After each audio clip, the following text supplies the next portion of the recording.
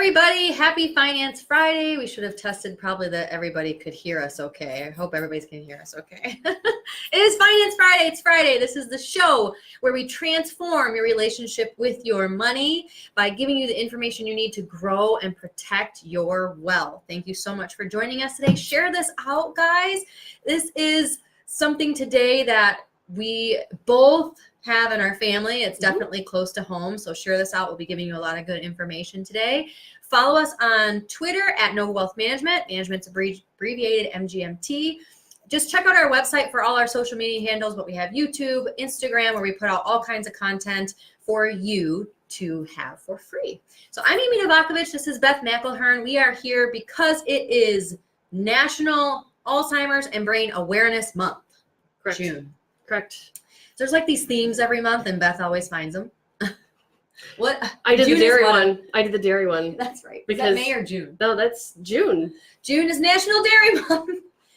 Yay! Well, you're from Wisconsin. Oh, I need to share this out. And my family is farmers too, so I figured it was fitting. It's relevant. You shared something about Chobani, right? I did, and Chobani was actually done by a Turkish immigrant, and he took advantage of a down economy. The craft plant had closed, and he came in and he took it over, and 50 people I think had lost their jobs with this craft plant, and when he came in he brought 2,000 jobs. Oh my gosh. So just how... And Chobani, if you don't know, is one of the larger yogurt chains. Like they do Greek yogurt and stuff like that. It's an amazing story. Yes. Anyway, good stuff. So I shared it on our social We media. like to give information right away so that you can take away and be like, I'm motivated now.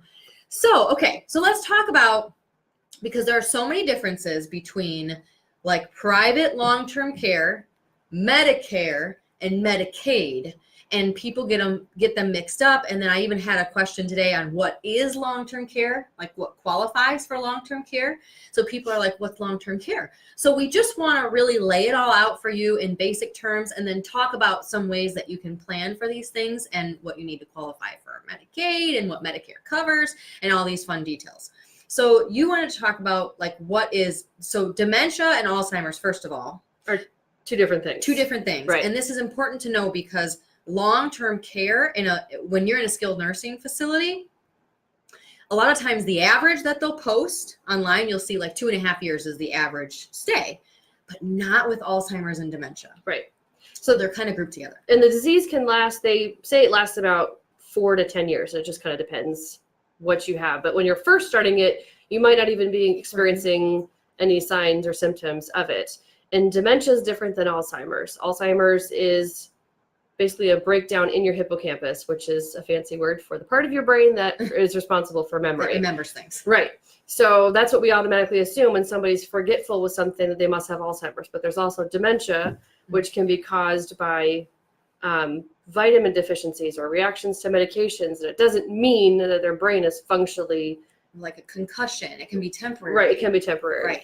So as Alzheimer's progresses, at first you might just forget, the rules of your favorite game. Or it's funny because I think we joke as adults with so much on our minds, like, what's that phone number again? Sometimes I walk out of my office, like knowing I need to go to your office. And forget what you're doing. And by the time I leave my office and get to your office, I forget what I was going to ask. And that's not a sign of Alzheimer's, but it's just our brains are full. Let's put it that way. You're just tired. So Alzheimer's isn't going to be an issue in the beginning stages of it, because there are some medications you can take that are supposed to stop the progression, or at least slow the progression. As it goes further and further, things start to get disrupted, whereas people forget to take their medication. They forget to bathe. They forget to eat. But in the beginning, like a lot of people will try to keep their family member at home. Right. It's very common that the spouse will keep the other, the one that is going through this at home, because they feel like they can take care of them, because in the beginning, like you said, it's not super severe. So you might need somebody to come in and help, as far as if you had like a home health aide or a CNA that comes in and makes sure that everything's going okay. Like like a part-time. Right. Yeah. And as it progresses, they still might be able to stay at home. But when you get the ones that are wandering away at night or during the day, they went out to walk their dog and they didn't come back. Right. We actually had that situation here in we have South Florida. Silver alerts. There's is that silver only alerts. Florida, or is that national? I really don't know the answer to that. But in Florida, we have silver alerts. So like if somebody, wanders off and they just don't remember how to get back home, or they don't make it back home, there's what they call silver alerts. So that's what you see when you're driving down the highways in Florida anyways. I don't know if that's a national thing. If anybody knows, feel free to post. But you would see it driving on the highway, a silver alert, and it would be like their car license plate to try to everybody pitch in to find them. So as they progress and there's vision problems, there's judgment problems, you're going to need a lot more care. So whether you have somebody that's with you, you could either, you've got somebody who stays at home with that person and you've just got more care that's coming in, or then you start to look at something like a group home or a residential care facility, or they call it adult daycare. Right. I hate that name. Well, it's an awful name, but that's what they call it, adult daycare. I mean, if you've got someone who is a younger person who has Alzheimer's, they're in their 40s or 50s, because it does happen, and the spouse or family members still have to work or go to school or whatever, what do you do with that person if you don't want to put them in there? So, but they couldn't come up with a better name than I know. adult daycare. I know. But like all these different facilities are something that there are specialists, like we actually have several specialists that help you come up with a plan to do specifically this, like which facility is best for our family and our situation. And they'll assess the symptoms, and they'll assess the the costs, and they'll assess the location, and just all around try to give you, so if you need information like that, they'll give you an assessment according to you and your needs and your family's needs. So if you need information, please contact us. Again, if you ever need to contact us, just go to our website, novawealthmanagement.com, and reach out to us. And I'm happy to give you a few names of people that's all they do is like senior planning or care planning for something like this, dementia or Alzheimer's, as to what might be best for you. So with that being said, like one of the first places people might start, if it's not an adult daycare, as much as you don't like that that word, I mean. Johnny said I call it day club. Okay. Day club sounds way better. That does sound way better. Way more fun. We should say that's the option we're going to use. Yeah. Other part is assisted living facilities. So they go in and they might have a nurse that's just checking in and making sure everything's okay, but they're still able to do what they need to do. Right. From there, it's going to go to either a full-time care nursing home or what they might call a skilled nursing facility. Just depends on what's available for that person. Well, so let's talk about right now, like what is long-term care? Like what is, all of a sudden, I think we got darker on the screen. That's okay, because my hand went up here. Okay. But anyway, sorry, I get distracted easily, guys. But so long-term care is when you cannot perform 2 of the 6 activities of daily living. So activities of daily living are things that we all do every day. That's daily living. So feeding yourself, transferring, like getting from your bedroom to the kitchen, bathing yourself. There's 6 of them that are everyday activities. And if you cannot perform 2 of the 6, then you are deemed to need long-term care. You're deemed to need like what they also call custodial care. You need someone to really help you do everyday activities, brush your teeth, and feed you.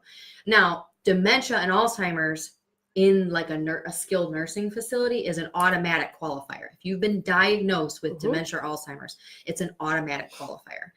And long-term care, private pay can be very expensive.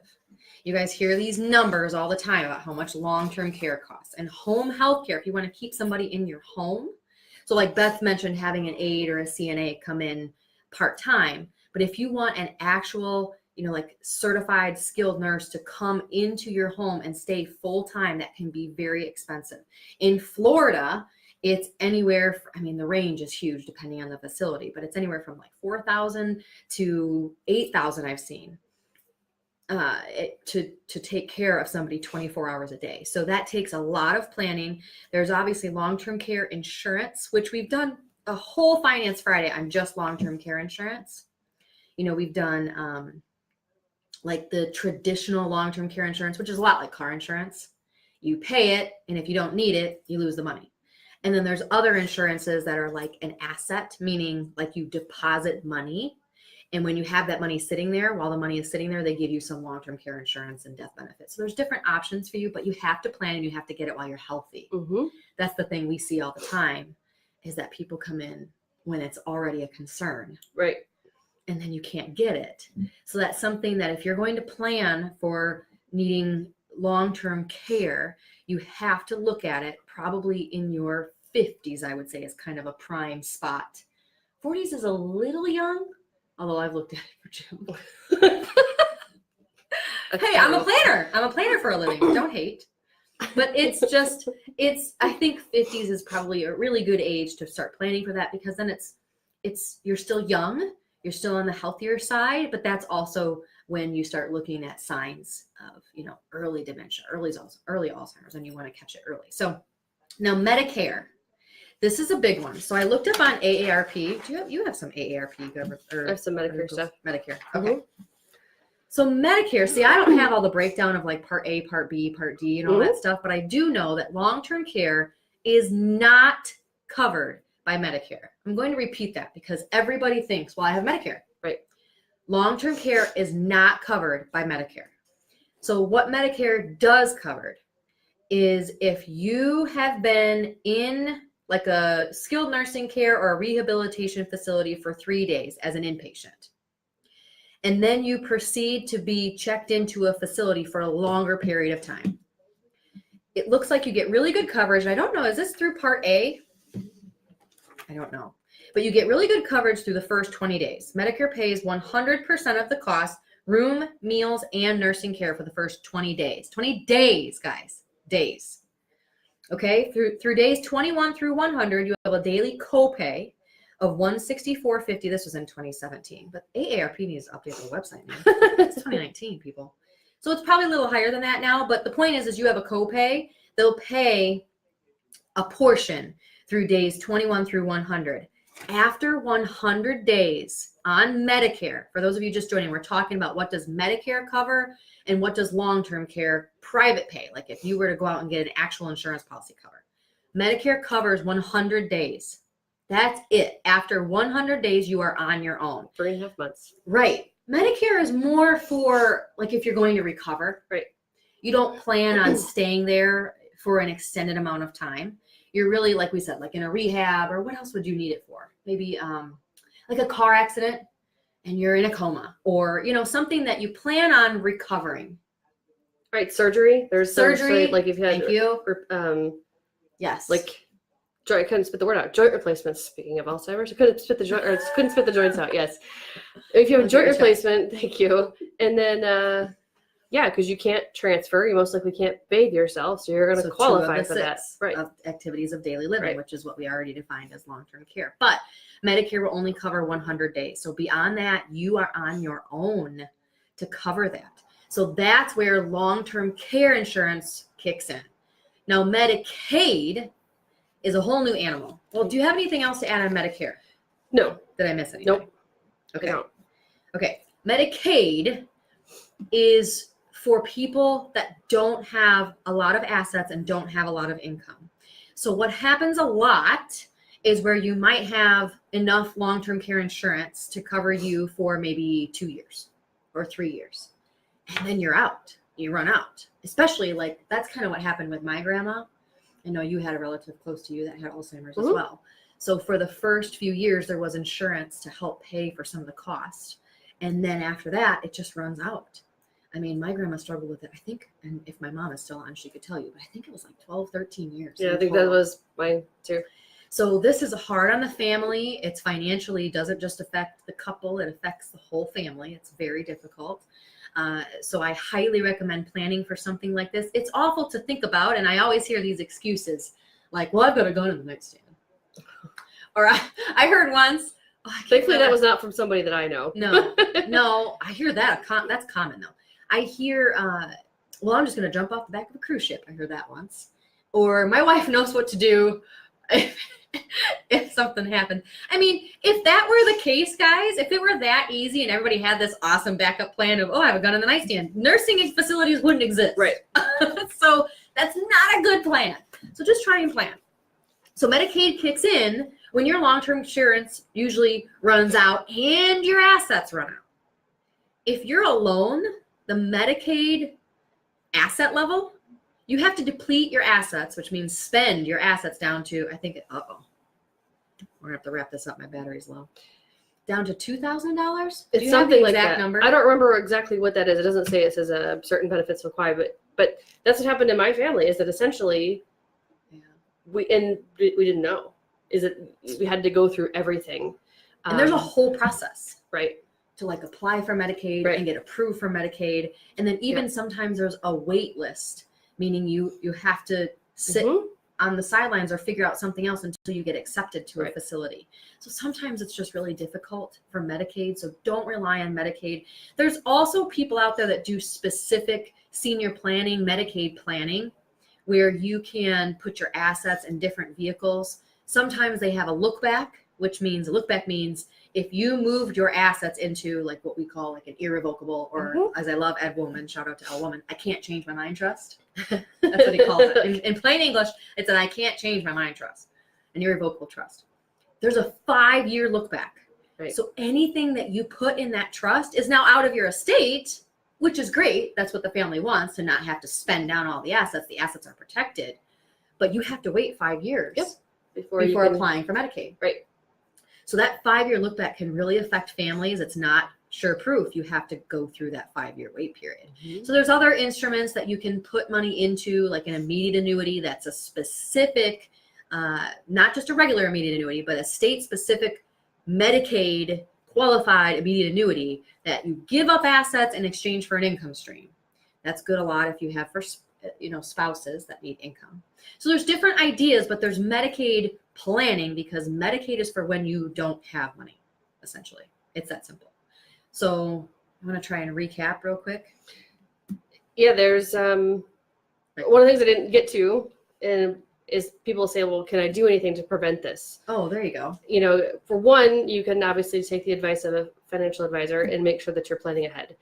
But they have linked Alzheimer's to things such as, not family history is considered part of it, but there's also diet and exercise that is considered. Your brain is fed by blood vessels, obviously. So the healthier those blood foods the healthier that blood supply is, so that if you're staying in shape and eating a good diet, it's said to help be something that can help. Don't want to say prevent, but it can help ward it off. So obviously, or sometimes they say like prolong until the onset. Right. I say that right. Prolong the onset. My go-to has always been exercise can prevent, cure, or help deal with any disease known to man. Right. Anything that you have, from cancer to Alzheimer's to diabetes, whatever it is, exercise is kind of the can't hurt. It's the magic pill, as I call it. So with that in mind, if you're taking care of yourself and you're doing your financial planning, you should be, setting yourself up. But that's why we do this part on, right. That's why we do this Finance Fridays, because most people don't think about it. And when Amy and I were talking about this earlier in the week, I said, all of a sudden it just kind of came up in my family, and it was like, okay, now what do we do? So that's when it hits everybody, right. Is when it is a life event and it's already happening. And so when it already happens, now you're scrambling. So now you may need resources. So if you are in that situation, and we can't talk about planning, if you're just starting to go through it, so you can look into Medicaid planning to try to put assets into this irrevocable trust that I talked about. But then you're just going to have to wait 5 years. So hopefully you're in that first stage that we talked about that isn't that bad, that they can stay home for 5 years. So you can do like an irrevocable trust, or you can look into some immediate annuities to try to put the assets away if you're closer and closer to needing a facility. So there's some Medicaid planning, and that's not all. That's just some of the tips. But there's a lot of Medicaid planning that you can do to ensure that if you're already in that situation, there's things that we can look at to try to help you.